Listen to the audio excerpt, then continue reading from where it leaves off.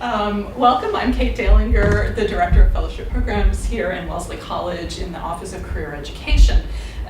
This is a presentation about the Michel Weill Scholarship for prospective Wellesley applicants in the autumn of 2018.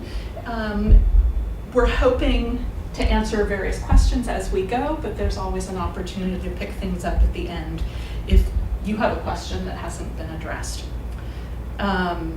This is a scholarship for study in Paris. So if 2 years in Paris sounds like a good idea, you're in the right place.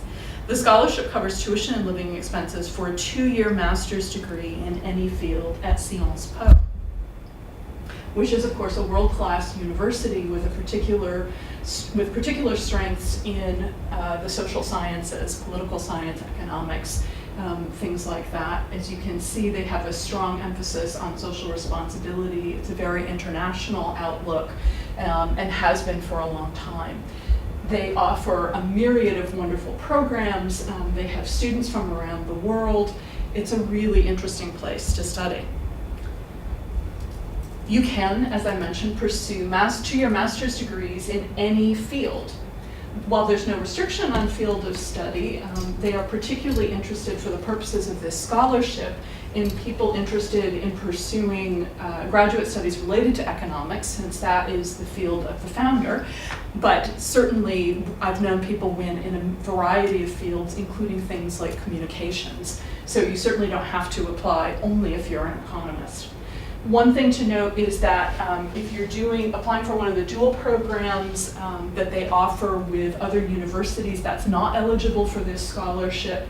On the other hand, you don't even need to have French to be eligible for this, since many of the master's programs are taught entirely in English. So there are lots of possibilities. On the other hand, if you do speak French, that is certainly an asset, and it would certainly make living in Paris for 2 years much more fun and interesting. I couldn't find a picture of brass tacks, so we could get to other kinds of pins. You can learn more about the scholarship via the Career Education website and the official website for the Weill, which is based at the Sciences Po website itself. Who's eligible? US citizens who are current seniors at Wellesley may apply for the Weill.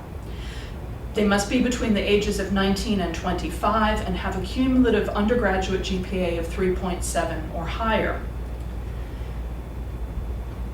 There's more about what kinds of money is available, so something along the lines of $80,000 for 2 years, which goes a lot further than you might think. Graduate programs in Europe tending not to run quite so steep a price tag as those in the US. There's more about the founder himself, who is former chairman of Lazare Frères. All kinds of interesting information on their website. The scholarship only goes each year to one American student. However, I have known people who applied for the Weill who were finalists, didn't get it, but were offered other scholarships for graduate study at Sciences Po, so you have nothing to lose. The core values embodied by the founder and which they're seeking in the scholarship are academic excellence, leadership, multiculturalism, tolerance, and high achievement. A lot of big words that can be really hard to pin down what exactly that means. The good news is they don't have a platonic ideal of a scholar in mind. There are lots of different ways to exemplify those values, to show them in an application, to demonstrate them in your own life. And so don't feel straitjacketed into something awful like a leadership word. They're looking, among other things, in addition, for a capacity for critical analysis and proven commitment to community, which I think is suggested by some of these things where they're talking about leadership, multiculturalism, and tolerance.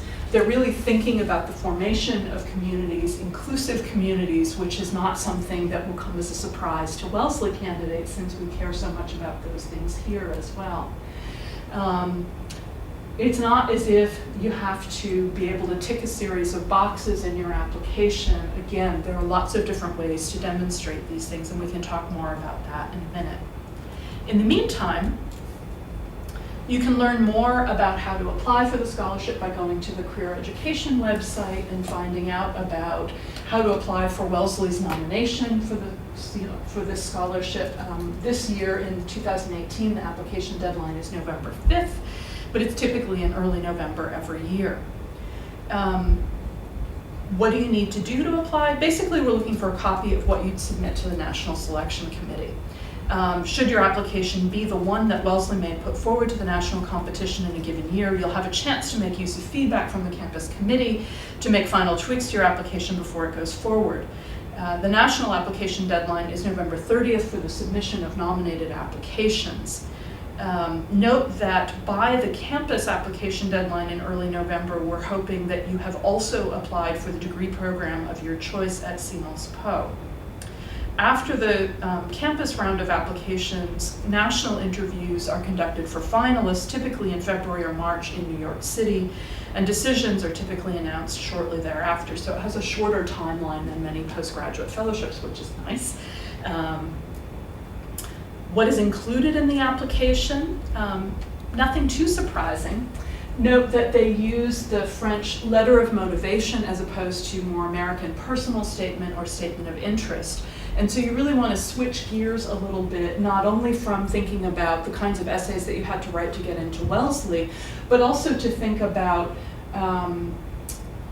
see if you can imagine sort of a European perspective when you're thinking about that letter of motivation. It's a much more straightforward essay, perhaps a little bit more like a cover letter for a job. They're not looking for flowery storytelling. They're not looking for things about what you were interested in when you were 5. It's very much, what do you want to do in graduate school at Sciences Po? Why Sciences Po? Why this degree program? Really sell us on why this program is the right next step for you. Tell us about your reasons and motivations for choosing this program, how it follows on from your training background and experience to this point, and how it fits into your future plans and aspirations. Essentially, if you think about it, whether or not you're applying for a degree in economics, when you apply for a scholarship or fellowship like this, you're asking the committee to make an investment in your education. So in a letter like this, you want to demonstrate what kind of a return on investment you might be. Help them see that the degree program you're proposing really does make sense and would be valuable additional training for you to follow on from what you've done and help you get where you want to go, to do the kind of work that you want to do in the world. As you're thinking about this essay, the good news is to be thinking about those criteria we were thinking about, including multiculturalism, a commitment to community. Think about what is most relevant for the committee to know about you and what kinds of things you want to convey, not only through the letter of motivation, but through the application as a whole. Think about what about your background, your interests, your aspirations, your abilities, your experience to date help make you a good candidate for this degree and for this scholarship. The other thing is to think about the various pieces of the application. There are other elements apart from that essay. So you have letters of reference and other pieces of the application. Think about what you want the committee to know about you that may best come across on your transcript, or what could really be left for your CV, or what could you really showcase with a graded paper? And don't forget those 3 letters of reference, one of the most crucial pieces of any scholarship application, and particularly those for graduate school, not to mention being a particularly important piece of an application for a graduate program. Some things will come much more powerfully from your recommenders than from you. And the good news is you don't have to blow your own horn. That's your recommender's job. They'll do it for you. So you want to be really thoughtful about whom you ask to write those letters. For this scholarship, at least 2 must be academic references. The 3rd might be from, for example, a supervisor of a relevant internship. Again, they're looking for leadership, they're looking for potential to do good work in the world. If you've done an internship that's related to what it is you're proposing to do, that might be an excellent choice for this scholarship to round out and complement the letters from academic references. even when you're thinking about academic references, you want to choose people not just who know you well or with whom you have a good relationship, but think about their own field of expertise. Have they taught you in a class that's really relevant for the graduate degree program you're proposing to pursue? Is their own area of expertise relevant to the graduate program you're proposing to pursue? Have they taught you recently, or was it back in your first year? Have they supervised appropriate academic research, again, that's related to what it is that you're proposing to do?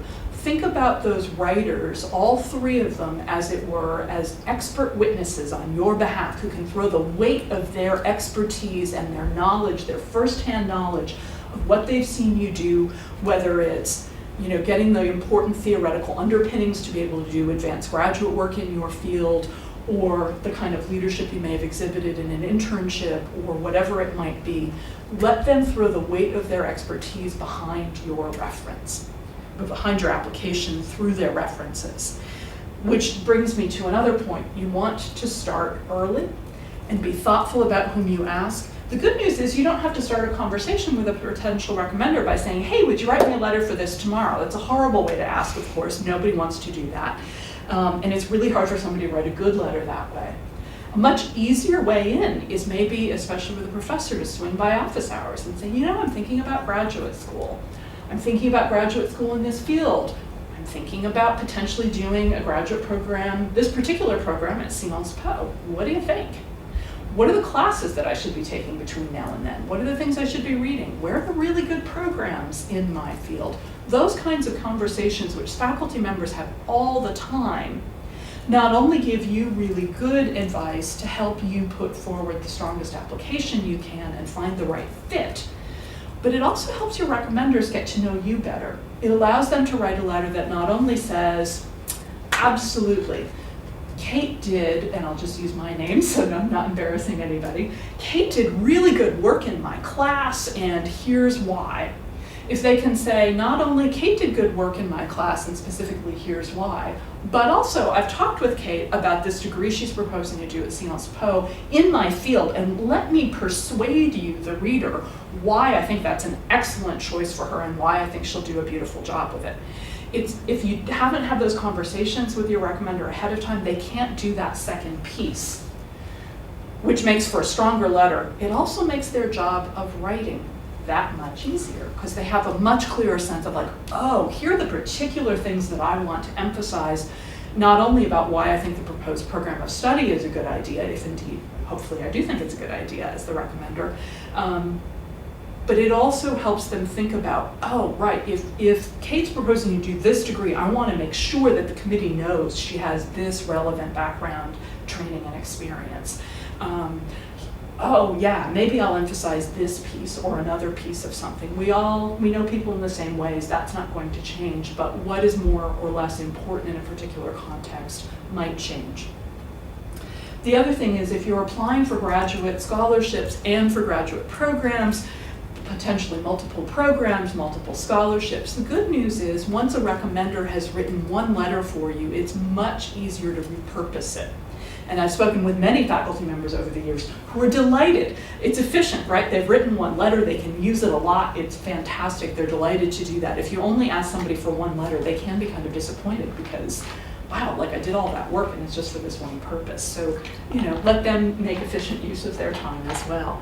The other thing is that I've occasionally had faculty members come to me after the fact and say, wow, I wrote that letter for Kate in support of her application for the David Weill, and I never heard about what happened.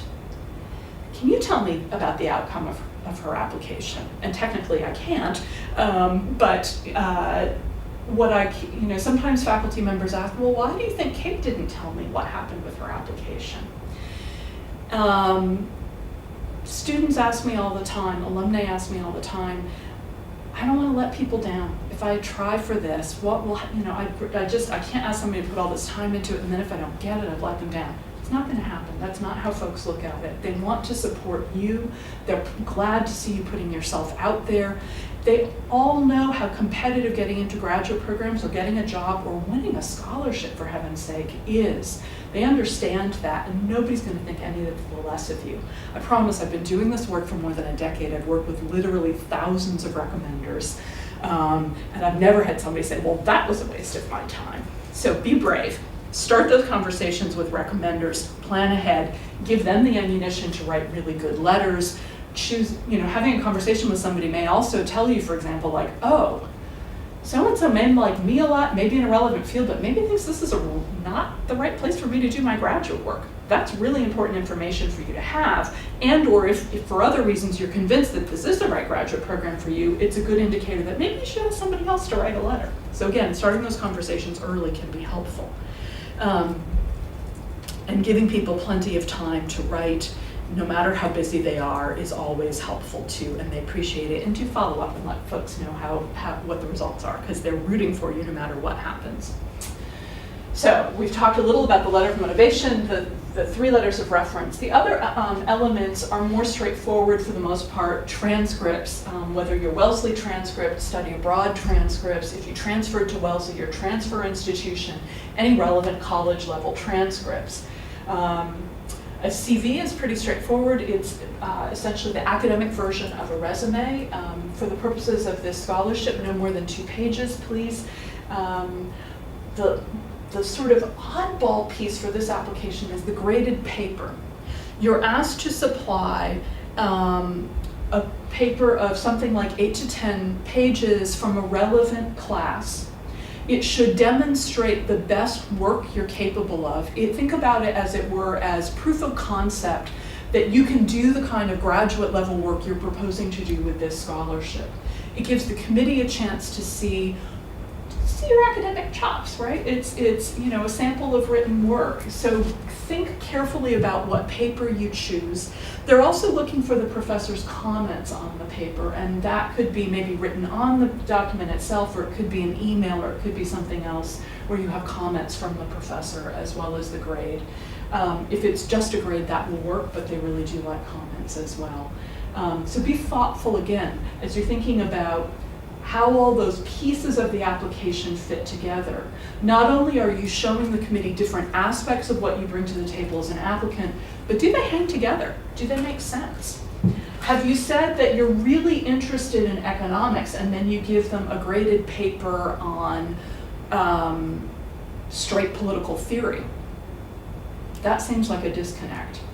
Have you told them that you're really interested in economics, but you have a letter from somebody who taught you in a physics class? Again, not relevant, you don't want to do it. Think about how the application hangs together and hopefully adds up to something greater than the sum of the parts.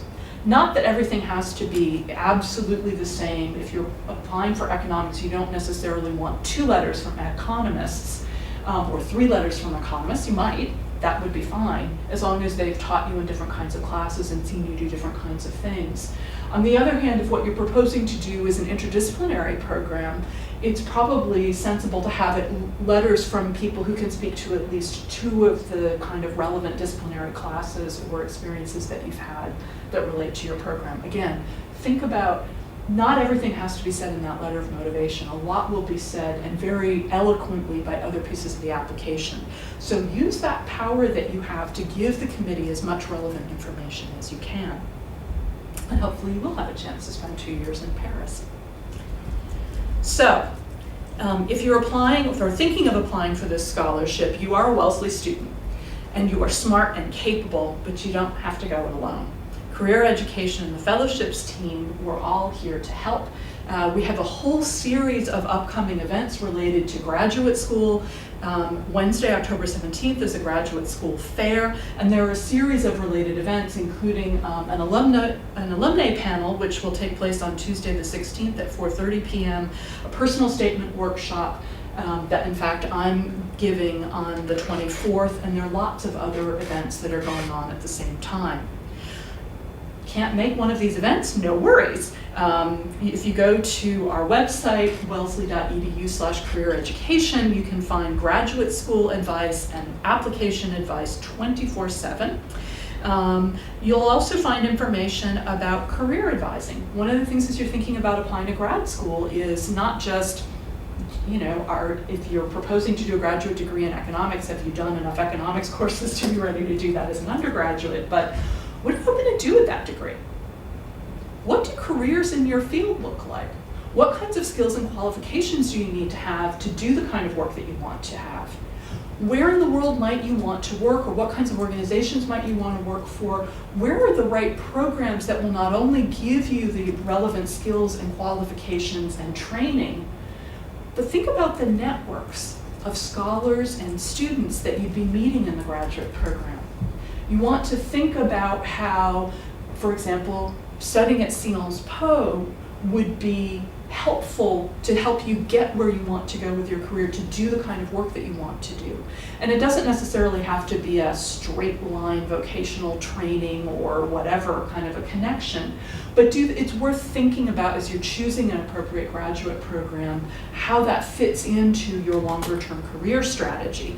And the good news is I have a whole array of fabulous colleagues in career education, particularly the career community advisors in different fields who are wonderful people with whom to talk over some of these things. I have expertise with scholarships. I'm good at thinking about graduate school. My own academic area of expertise is early medieval history. So unless that's something that you're particularly interested in, you may be much better off complementing conversations with me with conversations with various of my colleagues in career education who will thoroughly enjoy those conversations with you. Speaking of conversations, I'm happy to offer feedback on drafts of materials for your application. You can book an appointment via Handshake, and it's easy. Given how many deadlines there are in the autumn, I suggest that you plan ahead. The good news too is that pop-up fellowships advising is offered on a drop-in basis every week during term, and periodically outside of term.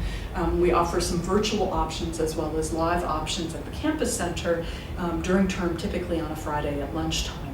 If you check out the events listings on the career education website, you'll find out about these events, about pop-ups, and so much more. Okay, so if you are excited at the thought of doing graduate work, at Sciences Po, the good news is, if you have your hopes up and you're worried about the odds against winning something like the David Weill, there's good news. Sciences Po itself offers a wide array of opportunities for students from around the globe. And I would certainly encourage anyone who's interested in graduate work at Sciences Po to check out the resources there. There's actually quite a lot, and some good information about particular deadlines that you need to try to meet. But there's a whole world of opportunities out there. Among other things, there is a Wellesley College graduate fellowship offered to a graduating senior every year, the Susan Rappaport Knopfel 52 Scholarship for Foreign Study. For Americans, this means you have to be doing your graduate program outside the US. For international students at Wellesley, you need to be doing your graduate study outside the US and outside your home country. But there's a wonderful opportunity for a year of scholarship funding abroad. And in fact, you could take the Knopfel to fund, say, the first year of a 2-year program, and maybe use that to complement other scholarships that you get. On the career education website, again, wellesley.edu/careereducation/fellowships, you'll also find all kinds of wonderful tips and resources, including a resource specifically about how to search for scholarships for graduate study, whether you're looking for graduate programs in the US or abroad, whatever field of study you're in, whatever country you're from, all kinds of wonderful options. On our website, again, if you go to the deadline section and click on fellowships, you'll reveal filter options, including research grad school, scholarships for international students, postgraduate scholarships, that is scholarships and fellowships for after graduation, and a whole array of things. So there's a lot in there. The deadline section has some of the richest fellowships listings anywhere on our website, because not only does it list things like the David Weill, for which you need to apply through Wellesley, but also things like the Paul and Daisy Soros Fellowships for New Americans, for which you don't have to apply through Wellesley, you just apply directly. And there's all kinds of terrific information there. So have a look. There's a lot more out there than you might think. At this point in proceedings, if you're feeling a little bit daunted, I would love to encourage you to take a chance. Why should you consider putting all your time and energy into a lottery ticket, essentially, when the odds are against anybody winning? Because fellowships can make some pretty amazing things possible. I'm living proof of that. If there's something that you'd really like to do, what have you got to lose by trying? Because the only guarantee is if you don't apply, you cannot possibly get it. And if you do the application process right, you'll learn valuable things from it, even if you don't win the scholarship. Yes, skills like writing and interviewing, but also you get a chance to sort things out. Answers to questions like, what do I really want to do with my life? What are my plans for getting there? As well as having really good conversations with mentors, faculty members, other advisors you might not have had quite those conversations with without the impetus of a particular deadline to make you do it, and not put it off or be nervous about it. If the least that comes out of this process is that you have a clearer sense of where you're going, how and why, and have had practice making a case for yourself and what you want to do, and therefore you can make stronger applications for jobs or other graduate or professional programs, even if you never apply for another scholarship or fellowship, how is that a bad outcome or a waste of your time or your recommenders? I would argue that it absolutely isn't. And again, I've been doing this for a long time. I've worked with many, many fellowship applicants, and I have watched people prove that that is true. I haven't just drunk the Kool-Aid. I've done this huge lived experiment for more than a decade, and I'm here to tell you it's real. If I have not thoroughly daunted you at this point or hammered you into submission through lots of information thrown at your head in a short space of time, are there any questions? Sure. I'm wondering how to integrate work or internship experiences in the cover letter / letter of motivation. Yes, that's an excellent question. So I think as you're thinking about how to incorporate work or internship or other kinds of relevant extracurricular things, essentially, the question is, why are you putting it into the letter of motivation? What's the point it's helping you make? You'll have done lots of interesting and valuable things. Not everything is relevant for the application at hand. You'll have a CV, so there'll be another way for it to show people some of your interesting and relevant experience. And even if something is interesting and relevant, it can't all necessarily fit into the letter of motivation. So you want to think about, was there a particularly important experience that really shaped your thinking about the field you want to go into, for example? Or gave you some important insight into, wow, I really need to learn more about that, and that's why I'm proposing this graduate program.